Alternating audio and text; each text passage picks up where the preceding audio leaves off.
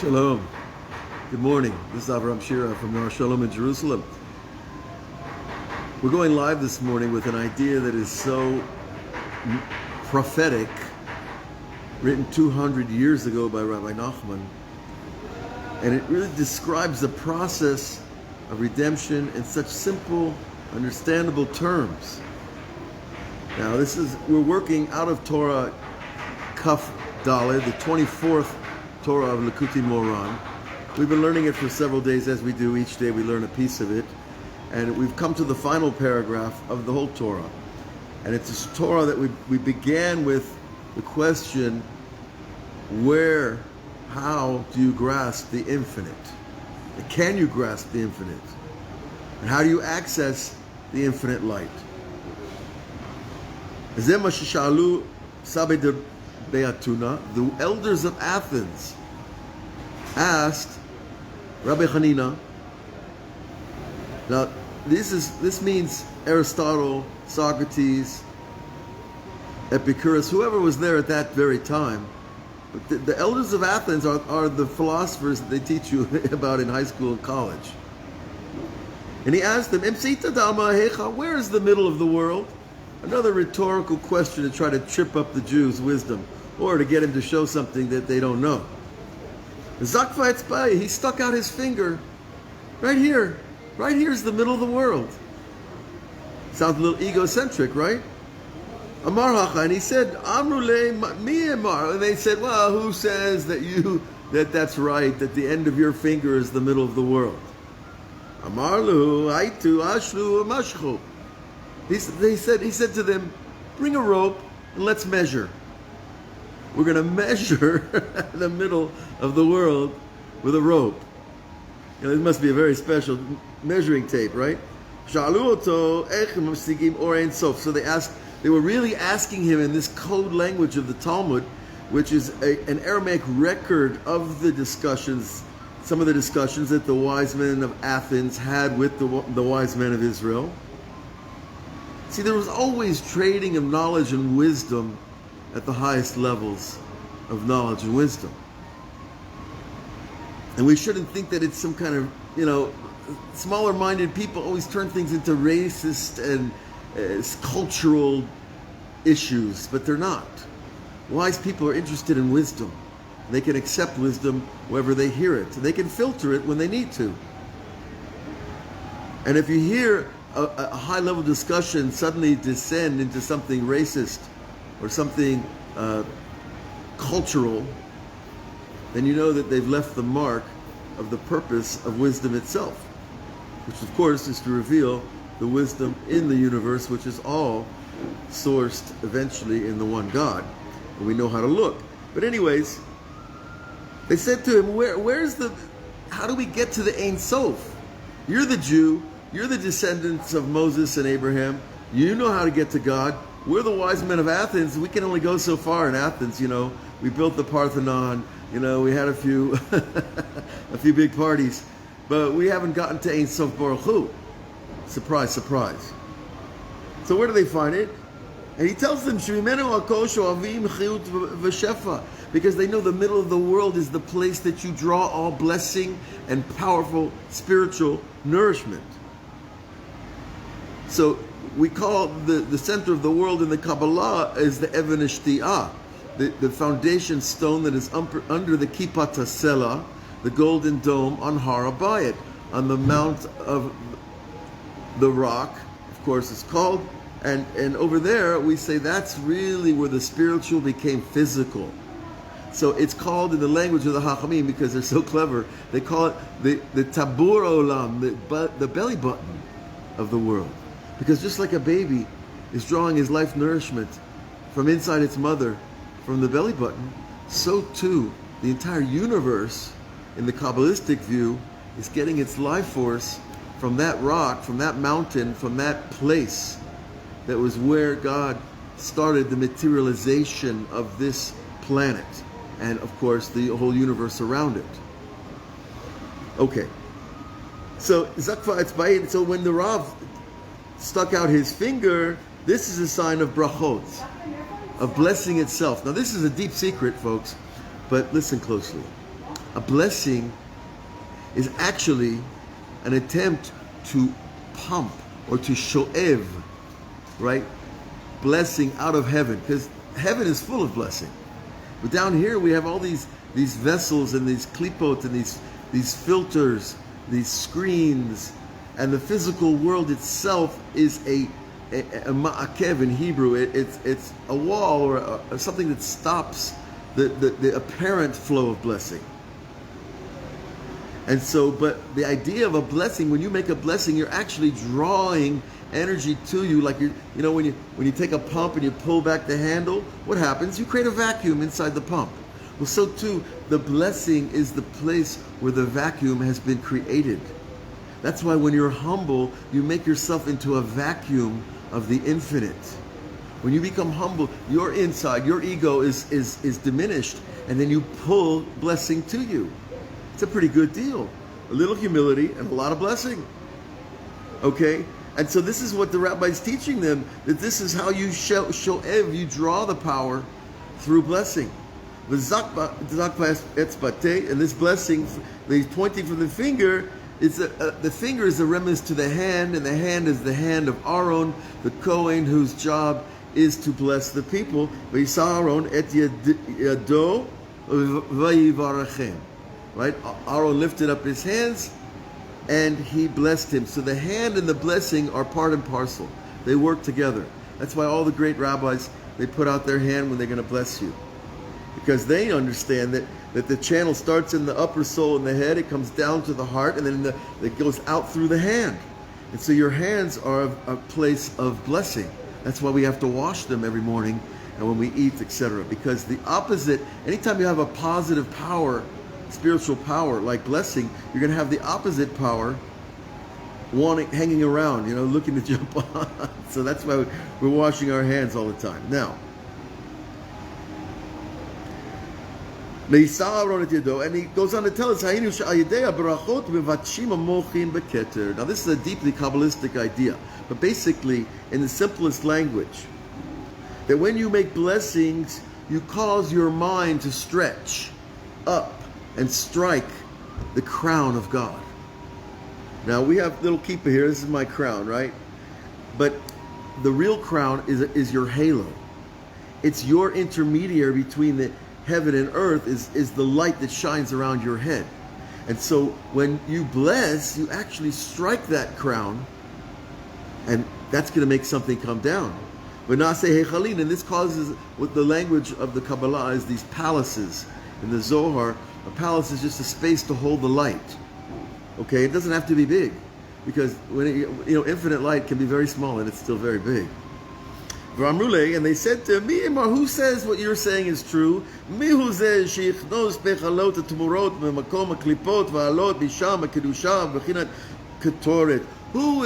that's going to go up and strike the upper crown and cause life force to come down into a new created realm we're calling the palaces here? Because up there are negative forces that are much more powerful. They're going to try to stop a person. And it's called the Heichal Atmorah, the palace of exchange. Now this is another very deep concept in Kabbalah, but just to give you an example, it's the place where souls can lose their identity and become somebody else. It's like if you show up and you don't know your name, well, they'll give you one. And if they give you a different name than who you really are, you might get a different mission. And it's a negative deal. It's not positive at all. The Heichal Atmorah is the place you never want to go. But if you go there and you're a whole, complete tzaddik, and you're a person of complete light without negativity, then you can go there and grab the sparks that have been swallowed there. And that's one of the things that the rabbis do. These sages of the Kabbalah and very high level people can go into the negative and pull out the positive. And we're all talking about out-of-body reality too, folks, not just going down to, you can also go down to the hard part of town and do a good job and help somebody out, save somebody from a cult, or pull somebody out of a bar, and change their life. That's also the same idea in our level, of pulling the spark of holiness out of the other side. And it gives God tremendous joy when you're a person that does that. And that's something we can talk about another time. We talk about it on Thursday nights too, on some of my classes on Lighthouse and Web Yeshiva. So, but and when the tzaddik goes up to pull out the holiness, he also brings blessing with him. All right? And then the Rebbe explains the Lashon Yemar. Who said that it was so? And he says the same letters of Yemar are connected to the letter of Tamura, the root letters of exchange. And this is the idea of the exchange. And so he answered, the rabbi answered them, Aitu ashlu moshcho. And we're getting closer to the prophetic aspect of this Torah. But it has to do with now. It has to do with our generation, the last 2 generations, really. He said, bring a rope and we'll measure. Oh, we're going to measure the center of the world. Remember that. Ainu ikar aliyat. What is this talking about? Measure. We're talking about the elevation in holiness. Ba'idei asimcha. And this is where we tap in direct, through joy. See, joy is not just being happy. Joy is an energy field as well. But joy has the power to destroy negativity. You ever notice when someone's happy, you can't bother him? That's what we're talking about right here. You know, you make fun of somebody when they're happy, they just laugh, they don't care. Now, if they're in a bad mood and you make the wrong joke, you know, you could get something back your way you don't want. But joy itself, remember, is a force field of goodness that will permeate you and your surroundings, and nobody can touch you, bring you down. You know, nobody can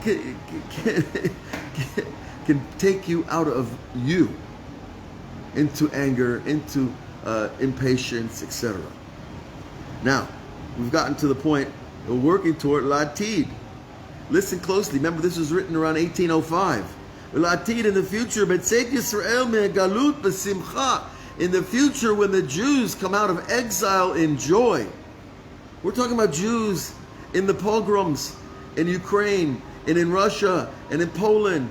We're talking about anti-Semitism 250, 300 years ago in Latvia, in Holland, in Germany, everywhere, all over.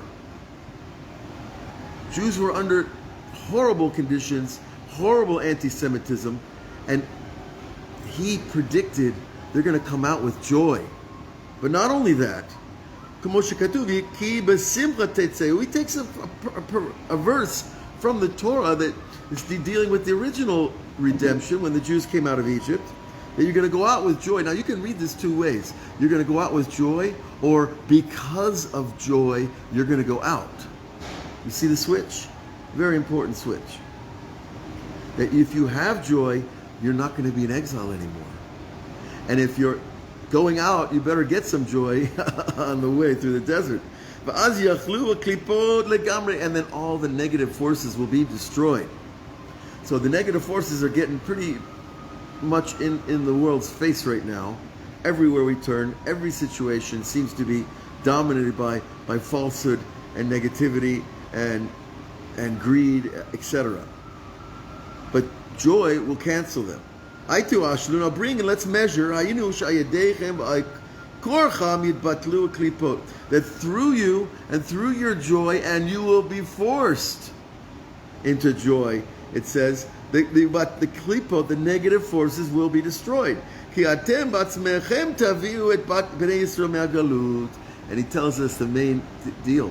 The non-Jewish nations, the nations will bring the Jews back. The nations will bring the Jews back from all these places because of their joy. Why would they be so happy? Well, when did it all happen? After World War II. The world was in a state of joy after World War II. The biggest world enemy had been destroyed. Well, 2 of them, 3 of them, if you want to count Italy, but you know, the Italians, I don't think they were that they were that evil on their own, you know. So, but we don't want to make light of it because it wasn't so happy for a lot of Jews in camps in northern Italy either. Okay, but the point is that the nations themselves brought the Jews back to Israel, and the nations themselves helped out with money and just the permission, the idea that the joys, that's like Jews, right? That they have right to this land, that this is their motherland, this is their fatherland, this is their inheritance from God. They brought them out of exile. Anikra Ashli. And then he uses this language in Aramaic of measuring for this idea of bringing them back here. Because we are called the rope of his inheritance. You know, a rope is something you pull on. It's something that's connecting levels. So we are, each generation is another link in the chain or another piece of the rope from history. And out of this, and you will bring your brothers, the house of Israel. Now who are we talking about? We're talking about the nations.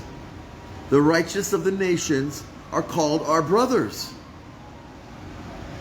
All the non-Jews, even the people that serve idols and check astrology before they go shopping. Yaviu biyadam et Beit Yisrael me'agalut. They will bring the Jews back from exile. What happened in 48, folks? What's been happening ever since? Country after country giving their Jews a chance to come back, and on various levels. Some they got nothing. They had to even get rid of their own property, their own possessions to leave a country. Like in Latvia, these places like this, the minute you said you're leaving, okay, we're going to take your house and your business and everything. And other places they came with their property, or they exchanged it. And through this great abundance of joy that will be at that time. Remember, he's talking 200 years before. And then the Jews will say what's written in the Tehillim.